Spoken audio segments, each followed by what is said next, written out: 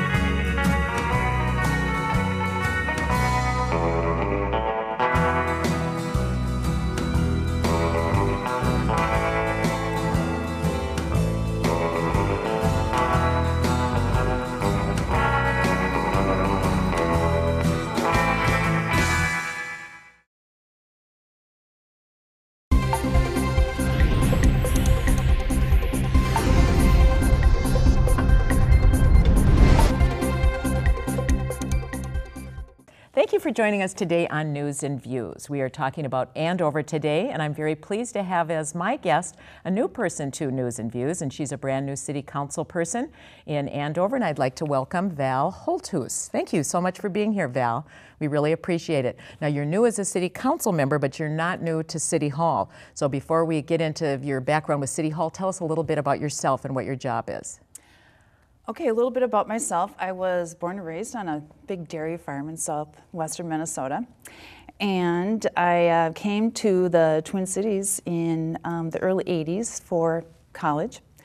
And I got my degree in teaching. But before I was in teaching, I worked for a developer. And we managed commercial properties. And so he would develop the properties, and I would lease them out and then manage them. Hence my introduction to planning and zoning, and I worked a lot with the city of St. Louis Park. But then I got my teaching certification, and I worked for Minneapolis Public Schools as an emotional behavior disorder teacher. And then I worked for Anoka School District, and I've been there ever since '97. And I moved to the city of Andover in 1993. And raised our kids here. My son, Frederick, is 24. My daughter, Heidi's 21. And I almost right away got involved in city commissions. First, I was on the Park and Rec Commission because I saw an opportunity for putting some input in a growing community. And I just really like Andover. I like the mix of the development on the south side of town, and I really like to have the open space, rural feel, the north part of town. That's where I live. So when I became involved in the Park Commission, I was able to get more involved in some of the amenities that were added in the parks, and at the time we were working on the new Community Center YMCA project. I was the communications director for the Community Center YMCA project, so I really enjoyed that. And so I was on Park and Rec for 6 years, and then I applied to be on the Planning and Zoning Commission because I knew a little bit about that because of my background in property management and property development commercially. So let's see, I was on that commission for 9 years, and last year I chaired that commission. And I really learned a lot about the nuts and bolts of the city of Andover and city government, and I found it very interesting. And so then I ran for city council, and here I am. And here you are, very good. Well, one thing you're really interested in is open space, and can you tell our viewers a little bit about that? Absolutely. In 2006, we had a question on the ballot. If the residents of Andover wanted to put aside $2 million to buy and preserve open space in the city, and I voted for that because I thought it was so valuable. I see other communities that have done that, and it's just such a benefit for their communities. For example, Lebanon Hills and Apple Valley, that is also designated as an open space, and it will not have developments such as ballparks or anything like that. It's just meant for open space.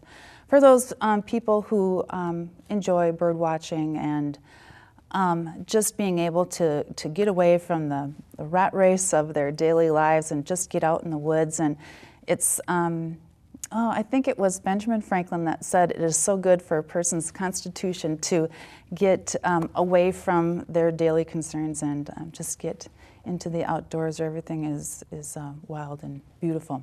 Very good. So there is Martin's Meadows, and that is right on the Rum River, right across the river from Rum River Central Anoka County Park, which is a beautiful park. And I just love going on the trails in that park and seeing all the different kind of wildlife that follow that river corridor, particularly this time of year when birds are in movement, migrating from one location of the world to another.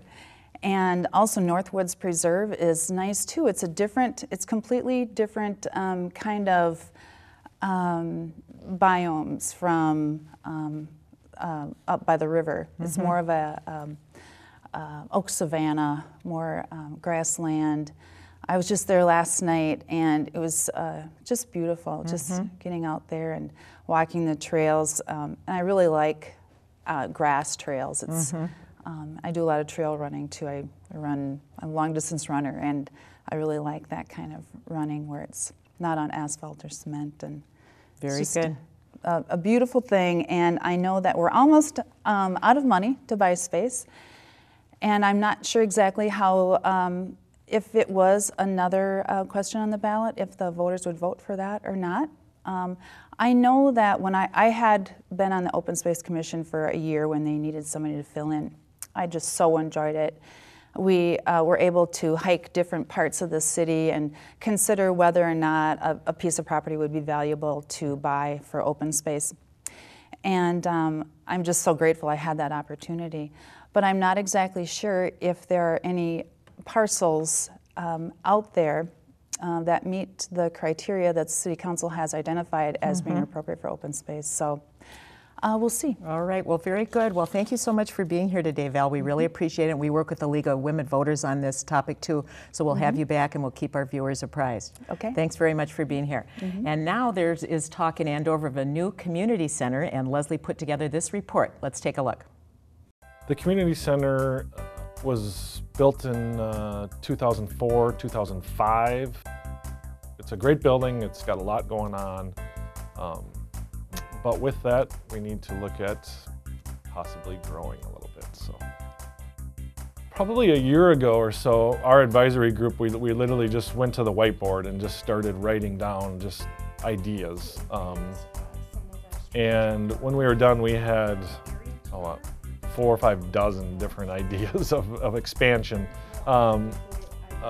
both big picture items, and then also just within our current spaces, things that we could do to be able to offer more programs, multi-purpose type areas.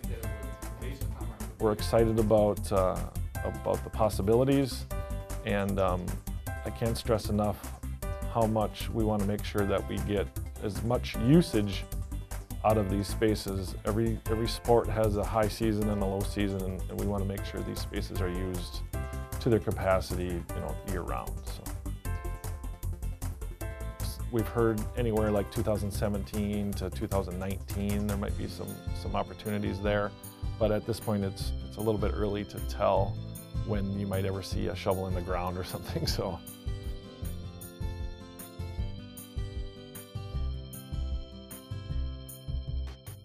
Welcome back to News and Views. Thanks for watching our local channel on QCTV.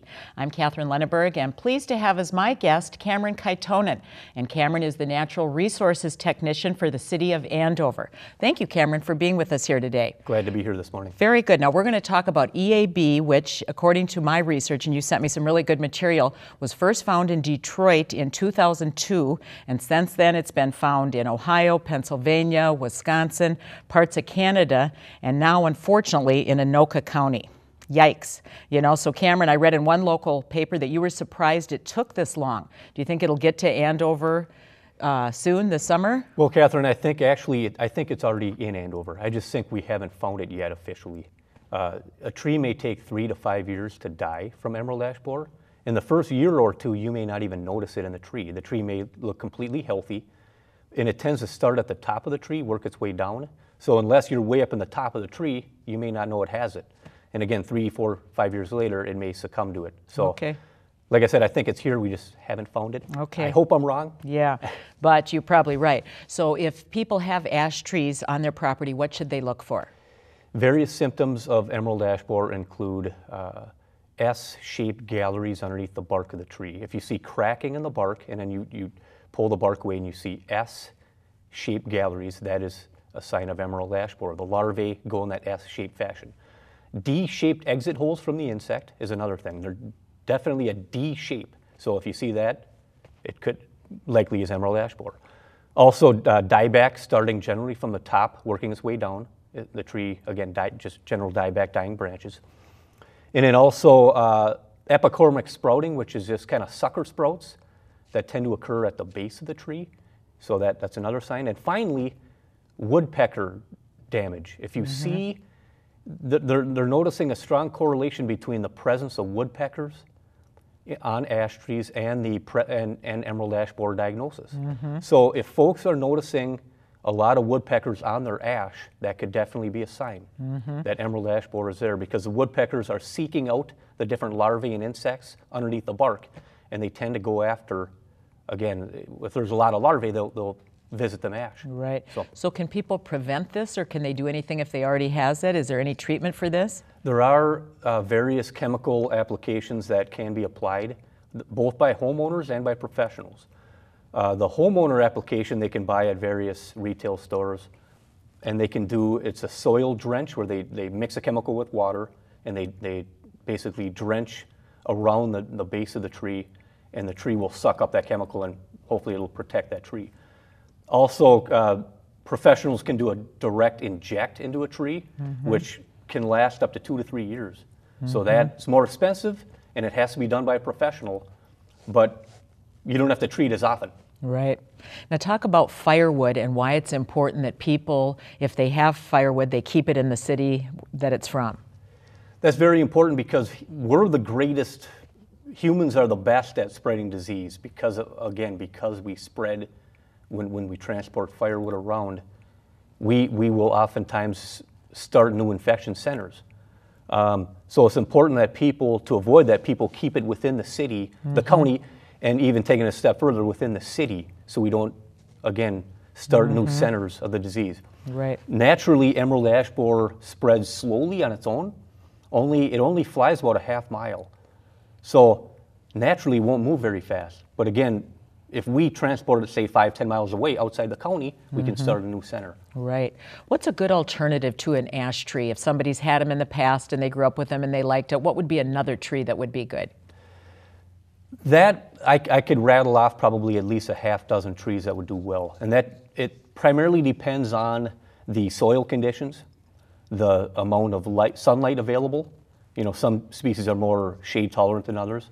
And also what people are looking for, like things like fall color, growth rate, that type of thing. But a couple trees off the top of my head that would do well are American basswood, hackberry, the birches, the maples, even oaks. A lot of different trees would do well. All right, in replacing the ash. Okay, very good. Well, we'll monitor the situation. We'll have you back again, and we'll keep people informed on how it's going in Andover. Okay. All right, very good. Thank you. Yeah, thank you, Kameron. All right, up next, Leslie put together a nice package on the RC Boat Club. Let's take a look.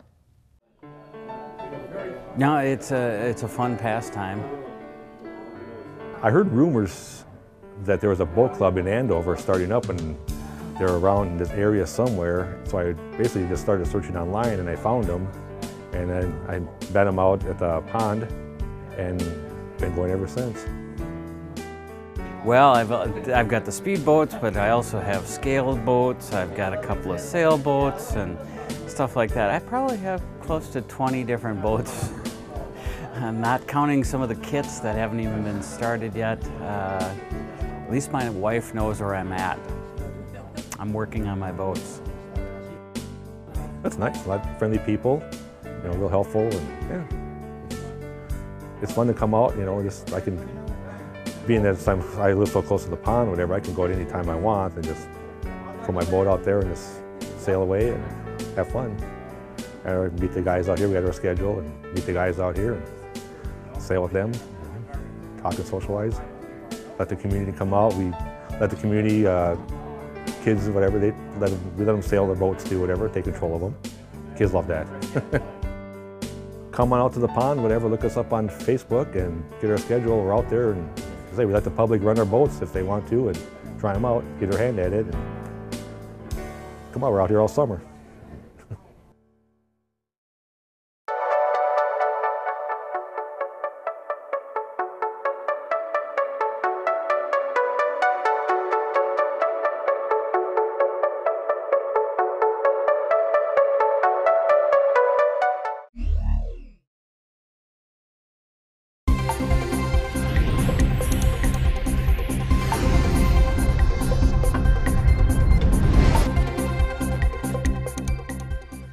Hi, I'm Noah Johnson, and I'm going to be getting you caught up on what's going on in Ramsey today.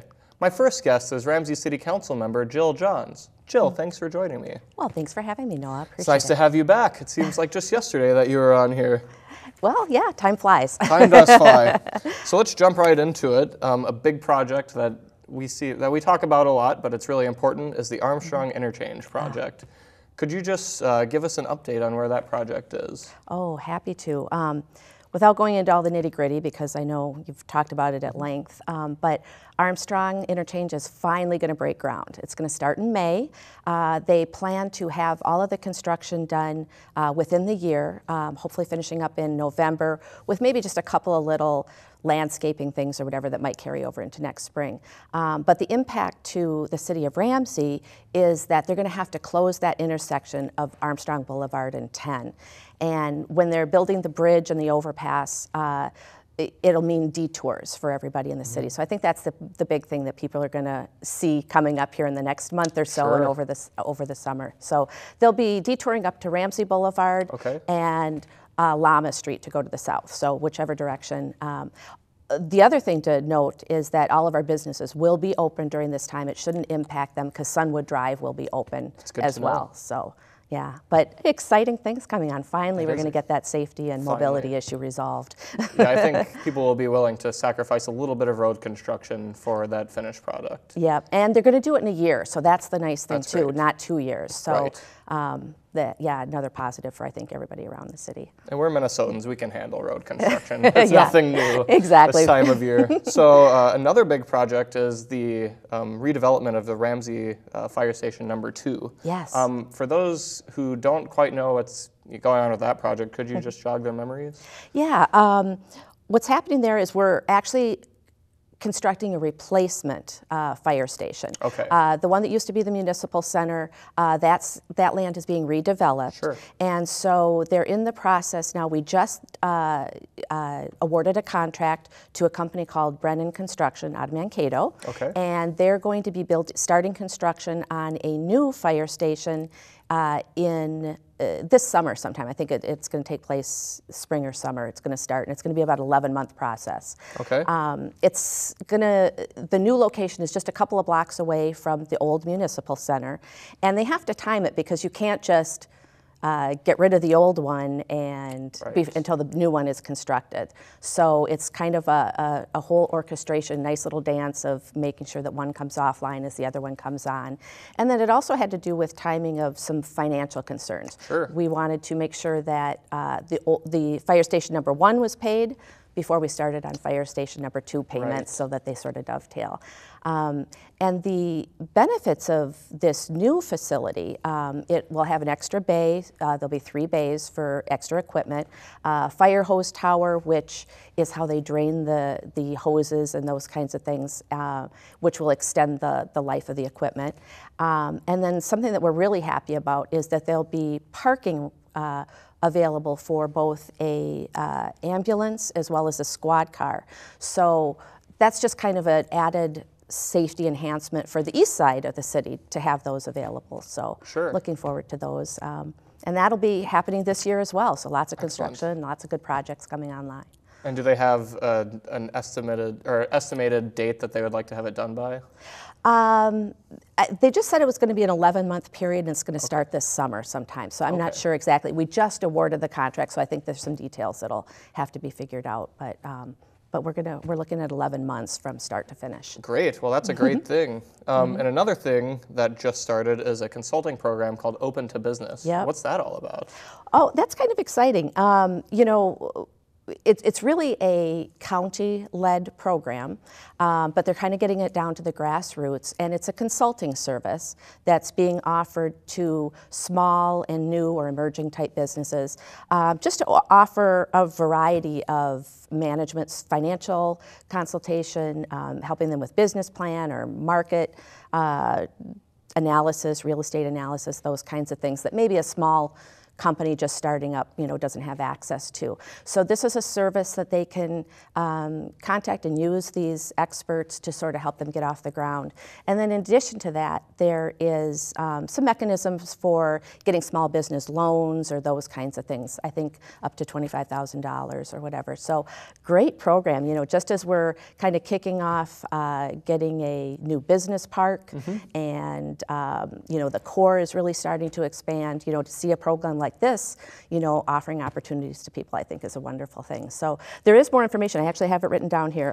It's you can get more information at www.opentobusinessmn.org. Great to know, and we will definitely have a graphic for that. Great. So people can know where to go.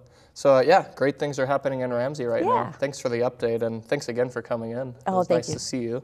And I got a chance to get updated on the Ramsey Heart Safe program. Let's take a look at that.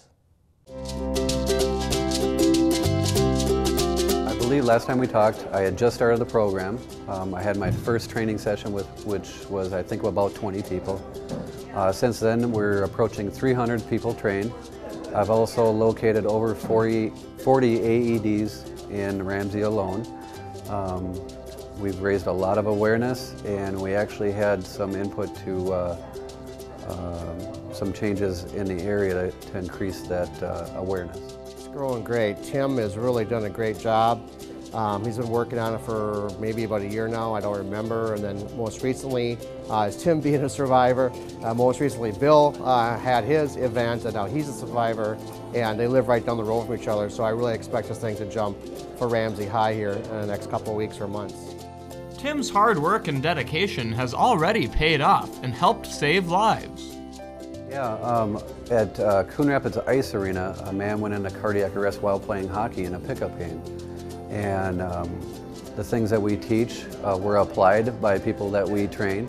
It was an amazing save. The guy went down while playing hockey. People started immediate CPR on him, and an AED was provided right away that was in the building. They knew where that AED was, and he survived. He's a Ramsey resident. Tim isn't the only one spreading the word. A couple of survivors gave their take on how HeartSafe can help the community. I'm going to start working on the sports, baseball and hockey. I really think it's going to be important to get coaches involved and make this more known that this can happen on the baseball field and on the rink, as well as anywhere else. So my goal is to get referees and coaches involved. They say it happens in front of family, friends, and coworkers. We have it all right here. Tim was at work, stayed by a coworker. Bill was at an ice arena with a bunch of friends playing hockey, and I was with a bunch of relatives. So don't think of it as a person walking down the street and suddenly just going into cardiac arrest. Think about your loved ones too, and your coworkers and friends. If you are interested in helping Ramsey become a HeartSafe community, here are some ways for you to get involved. If you go to the city's website, there's information, lots of information there, and there's links to my website, my Facebook page, or HeartSafe Ramsey's Facebook page. There's phone numbers, email addresses, all the information you need to get involved or to come to a class. My second guest is the Ramsey Public Information and Events Specialist, Nichole Wenberg. Nichole, thanks for joining me. Thank you for having me. You've been on here before, but it's nice to have you back. And you're here to talk about some events coming up this summer in Ramsey. So the first big one is the annual Ramsey Safety Camp, which is in conjunction with the police department. For people who might not know what that is, could you just give a brief overview on what that's all about? Sure. It happens every year. This year it's scheduled for June 16th and 17th. And they're accepting up to 144 second and third grade students. It's a 2-day day camp, and they cover topics such as animal safety, fire prevention, first aid basics, self-defense, water safety, all kinds of things. So it's a really great program for Ramsey youth, and they're accepting registrations right now. Okay. More information and applications can be found on our website at the cityoframsey.com/safetycamp. Excellent. Yeah, I got a chance to go out there last year. I was inside of the trailer that they used to simulate escaping a burning building. So it was crowded, and there's tons of kids there, but yeah, that's a great event and a good learning experience. So kind of related to that, also involving the police department, is Night to Unite. What's that all about? So the Night to Unite happens the first Tuesday in August every year. This year it's scheduled for August 2nd. Okay. And it's an enjoyable night of activities and fun for our residents citywide. They put a lot of focus on maintaining a focus on crime prevention and building strong community within our neighborhoods. Okay. And right now you can register your neighborhood event at cityoframsey.com/night2unite. And if you do that by July 10th, you can receive crime prevention materials from the city and possibly arrange a visit by the Ramsey Police or Fire Departments. Very cool. Well, if anything, it's a good way to get to know your neighbors, especially in a place like Ramsey where the houses may be more spread out. Definitely. So that's great. Anything to bring the community together. So something that I was a little bit involved in last year, and I know a lot of people attend it, is the concert series At the Draw in Ramsey. So who's playing there this year? Well, they have a great lineup of concerts scheduled for this year. The City of Ramsey Foundation puts that on each year. It's every Thursday evening at the Draw Park and Amphitheater, starting June 11th this year and running until August 27th. Okay. And they're bringing back some of the favorites from last year, including Elvis and the Beatles cover band Rubber Soul. Yep, and then also adding a few new acts this year. Okay. But I know that they're still looking for sponsorships from local Ramsey businesses, and definitely this is quickly becoming a very popular event in Ramsey, so if it's something your business or organization is interested in getting more involved in, it's definitely a great opportunity to get out in the community and showcase your business. So for anybody looking for more information on that, they can visit our website at cityoframsey.com/thedrawsummerevent, or they can contact our park superintendent, Mark Riverblood. Excellent, and yeah, it's a really fun time. I was at the Beatles cover band last year, and it's also a good way for you to get out and enjoy the farmers market too. Yes, and that I believe starts on July 16th this year. Very cool. So you can kill two birds with one stone. So something I know you're heavily involved in is Happy Days. So what's the scoop on Happy Days this year? Yes, so this year will be the 17th annual City of Ramsey Happy Days Festival. It's scheduled for Saturday, September 12th in the core. And at this point, we're early in the planning process, but we have a lot of sponsorship and volunteer opportunities available. Okay. And we also have our parade and expo applications available on our website. So great opportunities, again, to get your business or organization involved. And you can find those applications on our website at cityoframsey.com/happydays. One thing that we're looking forward to this year is the addition of the Ramsey Rotary's Taste of Happy Days event. Okay. And that will include food, wine, and beer vendors, and then also entertainment later as well. Well, that sounds like a lot of fun. And I'm sure we will definitely catch up with you later in the summer once we get closer to Happy Days. Yes. So one thing that I learned about last year is the kayaking and bike rental program. Could you give us a little bit of information on that? Sure. So at Sunfish Lake, the City of Ramsey has a canoe and kayak rental kiosk, and you can obtain a swipe card to access that equipment from the engineering department at the Ramsey Municipal Center. Okay. And we also do the bike rentals, bike checkout, and same thing, you can go to visit the engineering department and they will get you a key and you can unlock the bikes, and it's a great way to get out and enjoy the weather and explore the parks and trails that Ramsey has to offer. One thing coming up on Saturday, May 30th, there will be a Learn to Kayak session happening at Sunfish Lake. And this is an hour-and-a-half class, and you can learn how to paddle and get in and out of a kayak safely. And then they'll also review the rental system there, so you can learn how to use it and what it's all about. Great. Yeah, that's a really fun way to get out and enjoy the community and not have to pay anything. So it's free, yes. Anybody looking for an inexpensive way to have fun, that's the way to do it. So thanks again for joining me, Nichole. It's always nice to have you here, and we're looking forward to all of these events. Busy summer planned for you guys.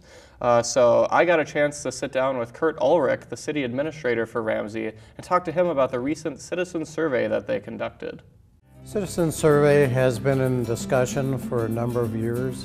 The City Council recently authorized us to go out for a city survey because of the importance of getting information back from residents that is accurate and a good reflection of what the entire population is looking for in terms of services and their satisfaction with living in Ramsey. So it's important information for the council, and so that's why they authorized the survey. For this particular survey, the number of responses was relatively high. We had over 430 people respond. It was a random sample survey, so it was sent out not to everybody, but to a random sample that would give us a statistically valid result. And so we were happy with the results, and we got back some information that we'll use as a benchmark for our future planning and some of our future budget work.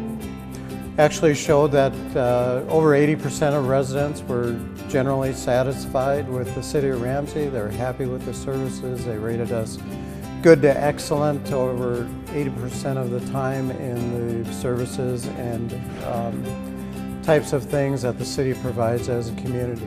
The results were good and can be used in a number of different ways to improve the community. We will use the information to build our strategic plan, to build our budgets, to try to improve on those things that we think might be a little low on the survey results, that we could improve. Work day in and day out to make this a quality community, and that's where the survey will give us feedback on how we're doing, because we plan on doing this every 2 years. We'll do an additional random sample survey to determine, okay, are the results, are we getting the results from the actions that we are taking? So the survey really becomes an important piece of that equation.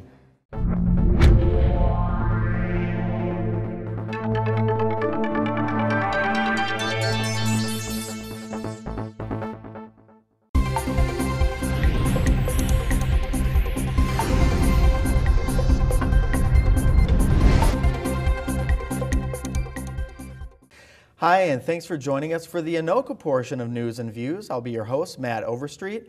And today we have a great guest that's going to be returning. We have Steve Schmidt. He's an Anoka council member. And today he's going to be talking to us a little bit about the organized solid waste collection open house today. So thank you so much for joining us. Kind of a mouthful. Yeah, it is, or otherwise known as organized hauling. That's way easier. Yeah. Why didn't I go for that? So organized hauling. So thanks for joining us. Sure.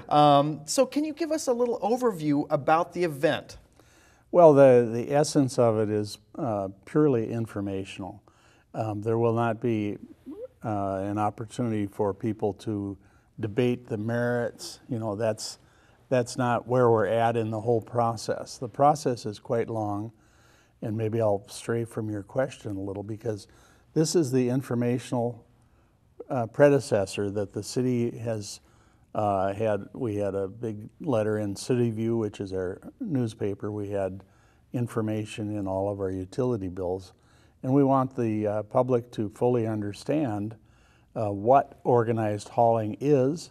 And the good example is we actually have organized hauling right now for our recyclables. We have awarded one contract to one, and that is a possible outcome of where this is headed. The informational meetings are all so people can understand what the implications might be, why we're even talking about it. And but it won't be a place where we will be debating merits. There will be plenty of opportunity after that, because the city council will have to put it on their agenda if they decide to proceed. It goes into a 60-day period, and then after that, if they were going to adopt organized hauling, it would be by ordinance, and I believe there would have to be at least 2 public hearings. That would be the place for all of the pros and cons to be debated. So it probably have a lot of life on, or it may have a lot of life as far as QCTV is concerned, too. We'll certainly be following it as it develops. So this is organized hauling. This is not something that's happening overnight. As you said, we are just in the baby stages of just finding out from the public their views. Is that right? What are some of the topics specifically that are addressed in the Well, I would say actually this is not so much a forum for the public to express their views, but as to gather information prior to them expressing their views, after they view some of the pros and cons. And obviously, we believe that there will be haulers, have been haulers involved in this process right along. The statutes establish a process, if the council says go ahead, to negotiate a contract. But sure, prior to that, all of this information is, well, why would we be interested in organized hauling? And then the discussion starts about, well, the number of trucks on the street, the wear and tear on the streets, the fumes. Of course, a lot of them are converting down to natural gas and stuff. On the other side, of course, there are many people who value being able to pick their hauler, and they get great service from someone, and they feel threatened. And the haulers will be there to talk about that too. So if I can ask, is that the type of information that you're looking for from the public? I think the staff is going to be providing all sorts of information, particularly, for instance, as to the effects on the streets. Our city engineer has some very set views because he's done certain research. The haulers have a different view and some science to say maybe they're not as tough on the streets as people think. Oh. And for instance, I've heard, and I don't know if somebody maybe from the audience trying to provide information, one person I know who has done a lot of street work in Anoka and dirt work and says, well, it's not that big a deal in Anoka because we're all on sand. And so there basically are only, he believes, 3 weeks out of the year when the ground is, basically the weight restrictions for trucks are on, when the wear and tear happens. The rest of the time, the garbage haulers and everything else aren't doing any damage. That's the kind of information that we want the public to be able to mull over Sure. as we move through the process. Well, that's the kind of information I think that it's important to have, and I think on both sides. Yeah. And I like the fact that we have that scientific data to actually look at. I think that's an important and a smart way to go about it. So, Councilmember Schmidt, I always appreciate you coming on to the show and talking to us. We're going to be paying attention to the developments, obviously, and covering them as they happen. So, once again, thanks for coming on the show today. Well, you're very welcome. Speaking of the event, right now, QCTV was covering the event as it happened, so we're going to go to that video right now. On Monday, April 27th, the City of Anoka staff held an open house for its citizens at Greenhaven Event Center to have a discussion about solid waste collection. City Manager Tim Cruikshank opened the event by giving a presentation about the history of Anoka's garbage hauling and the pros and cons of implementing organized solid waste collection for the future. And to help with that, I wanted to walk through a presentation that I've given to the council at some form in the past. And again, it's to try to present as much objective information as we possibly can. After that, Mr. Cruikshank was joined by Anoka Public Services Director Greg Lee, along with Chris De La Forest of Ace Solid Waste and Rich Herstein of Republic Services for an open discussion with any Anoka citizens with questions or comments about the process. I got one barrel. Works and services the city of Anoka lives in this area. Your company have fairly good drainage. Yes, we do have 3 and maybe 4 weeks. The event had an outstanding turnout in which many Anokans were able to both learn about the potential benefits of organized hauling and voice their points of view on the subject.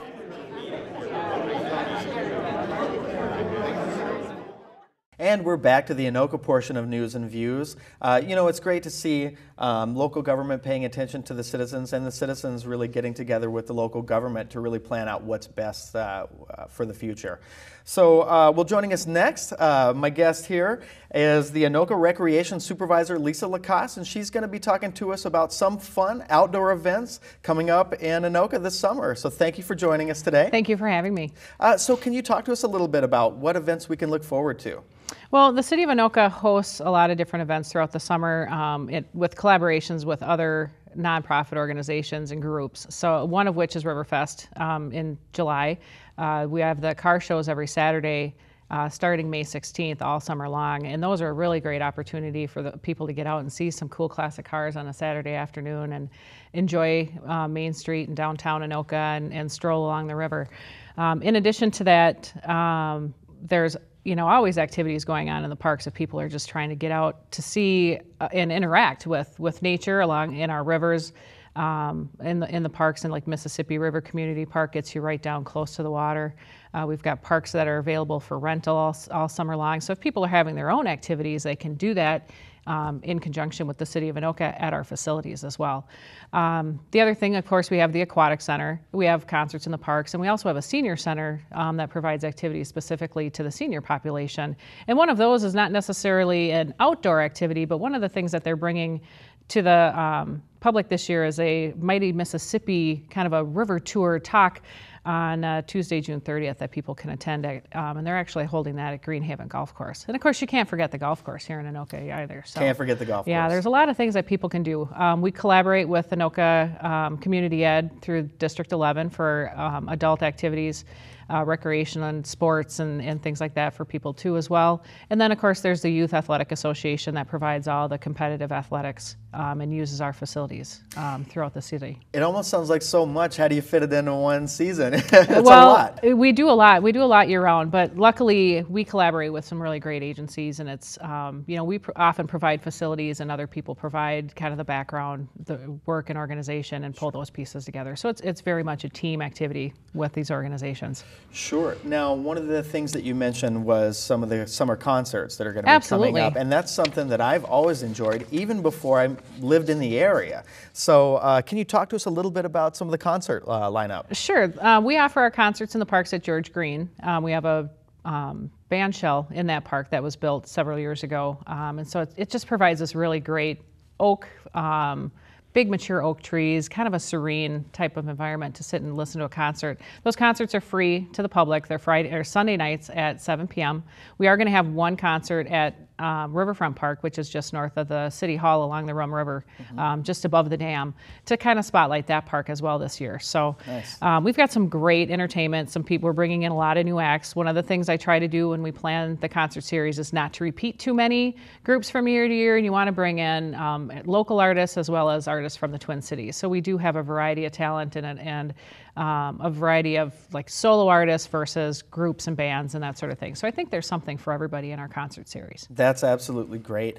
One of the things that I had read about was the Anoka Aquatic Center, and I haven't been there yet. So can you tell me a little bit about that? Oh, absolutely. The Anoka Aquatic Center is located on 7th Avenue, about 6 blocks south of Main Street. It is a fantastic facility for families. It's got a zero depth entry, which means it's like walking in the water at a beach. It's not a sand bottom or anything. It is a concrete pool, but you've got that gradual entry, so if people have a little bit of fear of the water or like to get in a little slow and easy, they can do that. Sure. There's a play structure, which is kind of like a playground in the pool that kids can slide down and play on and squirt their parents with the hoses and that sort of thing. Fun. We've added a new feature this year, and that is a climbing wall. It is a 12-foot tall climbing wall. It's we installed it in the deep water, so you climb up out of the water and you fall back into 13 feet of water. So it's a pretty cool new little adventure that we're going to have this year.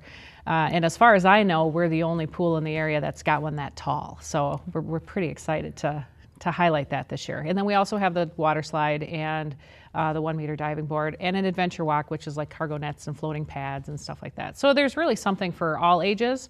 It's very affordable. We have season passes. We teach swim lessons. Lots of things that people can come and do as a family. Well, that sounds like an absolute blast, and I know, I guess, where I'm going to be bringing my kids this summer. Oh, so. yeah, absolutely. They're not going to want to leave. They're going to have so much fun. Well, thank you so much for joining us today, Lisa. We always enjoy the chance to talk to you, and we look forward to a summer full of fun out there in Anoka. Absolutely. Can I have 1 minute just to add something quick, Absolutely. too? If we've got people out there, and the city does offer boat slips for rent. If people are looking for a place to anchor their boat on the Rum River, we do have some options available, and they just need to find that information on our city website. It's better and better. Absolutely. So thank you again. Well, now coming up, we're going to now watch a video about a few friendly neighborhood reminders. So we're going to take a look at that right now.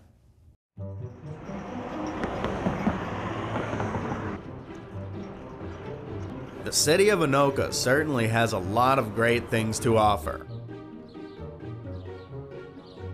One of those things is that Anoka has some of the greatest neighborhoods around. Here are a few reminders for you to help keep your neighborhood looking great. Number 1, don't park a vehicle in your front yard. Keep it on the driveway. You can only park on the grass when the vehicle is on the side of the house or garage or in the backyard. Number 2, keep the vehicles to a minimum. Only 4 vehicles are allowed on the driveway and 2 additional, either next to the house or garage or in the backyard. Number 3, make sure your car runs and can move. Vehicles with damage, expired tabs, or other issues that may make it inoperable are not allowed. These are small things, but when everyone pitches in and pays attention to them, it all adds up in the big picture. Thanks to your help in following these tips, we can all help keep our Anoka neighborhoods looking great.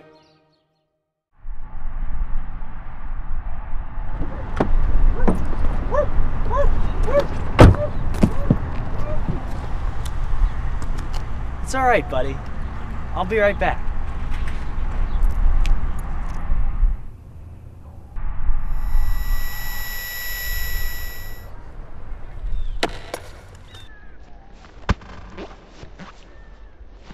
Who's a good boy? Who's a good boy? Me? Me? I'm a good boy. Yes.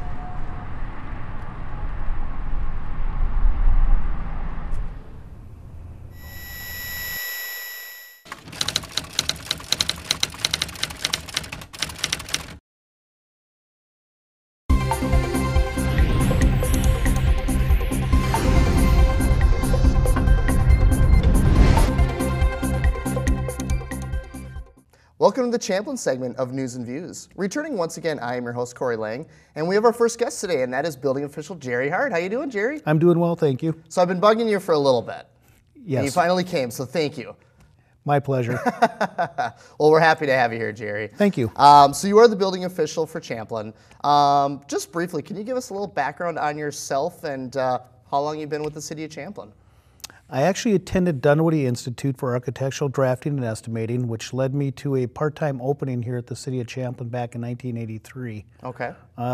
After experiencing a summer here, enjoyed what I was doing. It worked well with my education, went back and completed my education at Dunwoody and was interviewed and offered a full-time position. So it's been 30 years ago that I came on board. Wow, holy cow, congratulations. Thank you. That's amazing.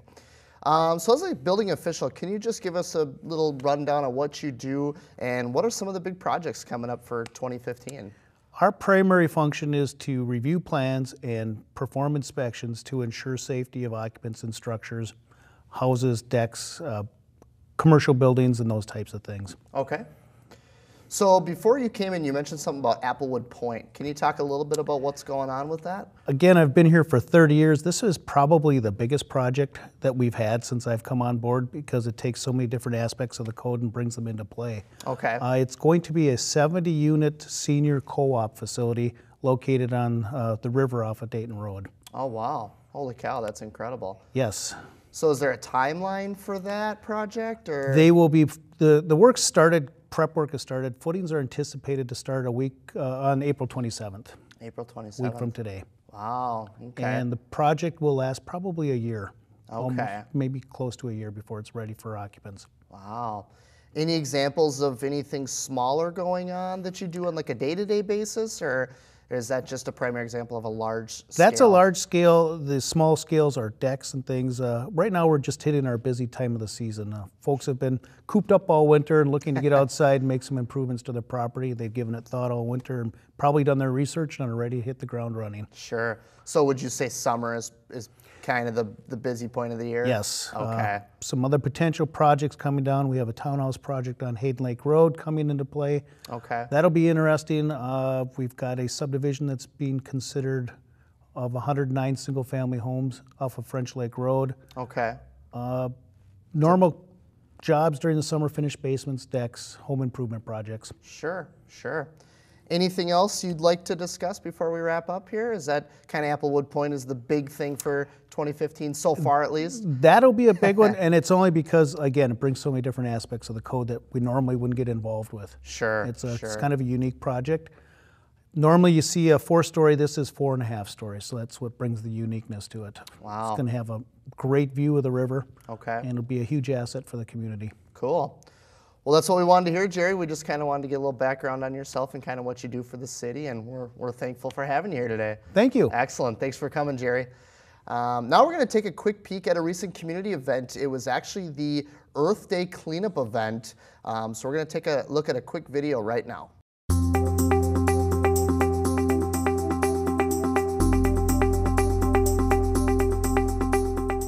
The City of Champlin recently held its annual Earth Day cleanup event. The event was held at Andrews Park and was a huge success. Alongside city staff and city commission members, volunteers throughout the community came out in full force to help Champlin be a cleaner, better place to live and visit. We had the opportunity to speak with some city council members at the event, as well as Lorraine Cohen from the Environmental Resources Commission.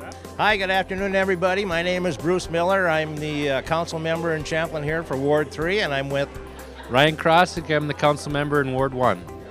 So we're out here for Earth Day. We're trying to figure out what to wear here. There's a great diversity in weather. One minute it's snowing, and the next minute the sun's shining. I don't know, do you have enough clothes on, Ryan? Yeah, I packed up with plenty of clothes on before I came here. Figured I could always take some off. I don't know if you can see the crowd behind us, but we're both surprised on the fact that so many people showed up.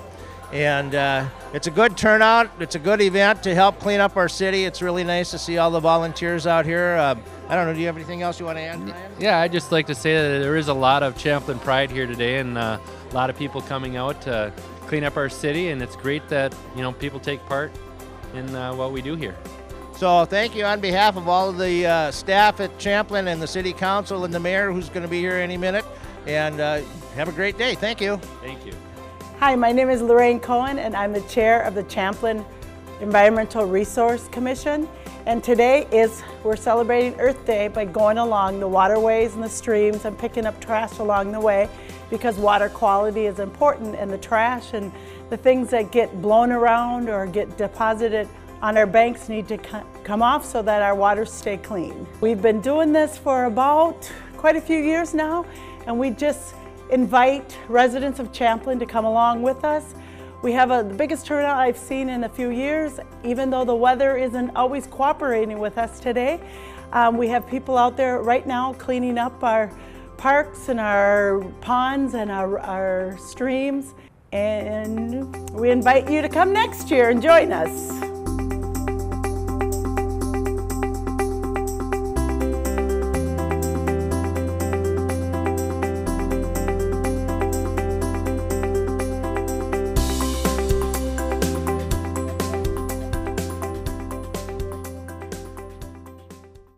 Welcome back. Earth Day is a great event, and we want to thank all the volunteers for coming out and helping Champlin be a better, cleaner place.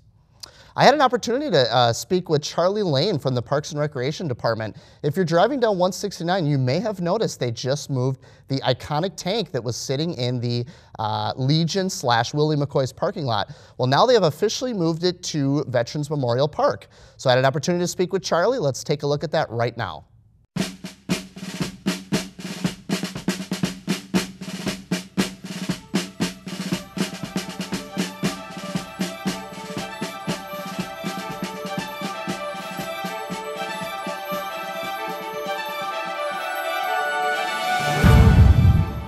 Like to just kind of welcome the community here to Vets Park. We're out discussing why it is that we moved the tank today from Willie McCoy's restaurant out to Vets Park. As you know, Willie McCoy's was purchased by another owner. It used to be the old American Legion. Well, with that, a piece of hardware, which was the tank, owned by the United States military, the United States Army to be exact, happened to still be on that piece of private property. And with that, we asked the American Legion, who were owners, so to speak, at that time, if they would allow us, in order to keep the tank into Champlin, to allow us to move it, none other than Vets Park here, or we thought it would be a very appropriate positioning and placement for the tank and allow it to stay within our Champlin community. So we have a little bit planned here. We're grateful for all the cooperation that we've had, not only through the various groups, but also, again, I'd like to mention Pete Lewis Concrete for helping us get established here, the staff at Camp Ripley for making things possible, and again, my own staff I'd like to thank for all their due diligence and help in moving that particular piece of equipment to this facility and this park system. Well, that's our edition of News and Views for this month. We hope you enjoyed our program, and we invite you to stay tuned to QCTV.org for more local programming. Again, thanks for watching QCTV.